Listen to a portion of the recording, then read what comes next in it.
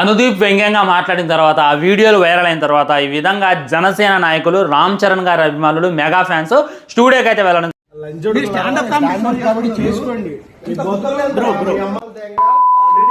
జరిగింది. ఈ విధంగా వాడిని అయితే తిట్టడం జరిగింది అనమాట. ఇక దాంతో చాలా మంది ఈ విధంగా దుర్భాషలు ఆడతారా, ఈ విధంగా వాళ్ళ అమ్మని తిడతారా అని చెప్పి వాడిని డిఫైన్ చేస్తూ కూడా చాలా మంది పోస్టులు ఇస్తున్నారు అనమాట.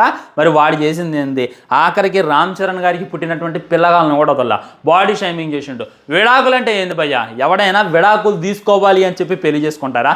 ఏ పేరెంట్స్ అయినా మా బిడ్డ ఫ్యూచర్లో విడాకులు తీసుకుంటుందిలే, ఒక 1 year ఎంజాయ్ చేసి వచ్చేస్తుంది అని చెప్పి పెళ్లి చేస్తారా? వాళ్ళు 100 సంవత్సరాలు హ్యాపీగా అన్యోన్యంగా ఉండాలనే కదా పెళ్లి చేస్తారు. కానీ కొన్ని కారణాల వల్ల, కొన్ని పర్సనల్ ఇష్యూస్ వల్ల విడాకులు అనేటటువంటిది అవుతూనే ఉంటాయి అనమాట ఎవరి లైఫ్లోన. ఇప్పుడు ఒక 100 మంది పెళ్లి చేసుకుంటే దాంట్లో 70 మంది విడిపోతున్నారు. ఆ తర్వాత మన నిహారిక గారి గురించి మాట్లాడుకున్నట్లయితే ఆమెను పాపం చాలా హ్యాపీగా పెళ్లి చేసుకున్నారు. ఆ తర్వాత వాళ్ళిద్దరికి పల్లెది విడిపోయారు. మీకు తెలుసా, కనీసం తను యాలిమోనీ కూడా డిమాండ్ చేయలేదు. ఇప్పుడు ఉన్నటువంటి ఆడవాళ్ళు ఎలా ఉన్నారు, భర్త కూలి పని చేస్తున్నా పర్లా నాకు నెలకు 20,000 ఇవ్వాలి, వాడు ఏదైనా మంచి బిజినెస్ చేస్తే నాకు 50,000 ఇవ్వాలి, 1,00,000 ఇవ్వాలి, వాడు ఆస్తో సగం ఇచ్చేయాలి అని చెప్పి యాలిమోనీ డిమాండ్ చేసి భర్తల యొక్క రక్తాన్ని బిరుతున్నారు. వాళ్ళతో పోల్చుకుంటే నిహారిక గారు చాలా అంటే చాలా బెటర్ అనమాట.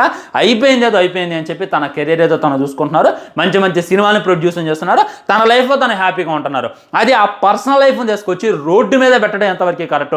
నన్ను అడిగితే వాడు దొరకలా, కానీ దొరికినట్లయితే తుక్కు రేగొట్టే వాళ్ళే. సో స్టాండప్ కామెడీ పేరుతో ఈ విధంగా ఒకళ్ళ సంసారాన్ని, ఒకళ్ళ పర్సనల్ జీవితాన్ని రోడ్డు మీదకి తీసుకురామాకండి. ఇంకా చాలా మంది ఉన్నారు. ఇంకొంతమంది మన చంద్రబాబు నాయుడు గురించి ట్రోల్ చేస్తూ, నారా లోకేష్ గురించి ట్రోల్ చేస్తూ, జగన్మోహన్ రెడ్డి గారి గురించి, కేసీఆర్ గురించి ట్రోల్ చేస్తూ చాలా మంది ఉన్నారు అనమాట.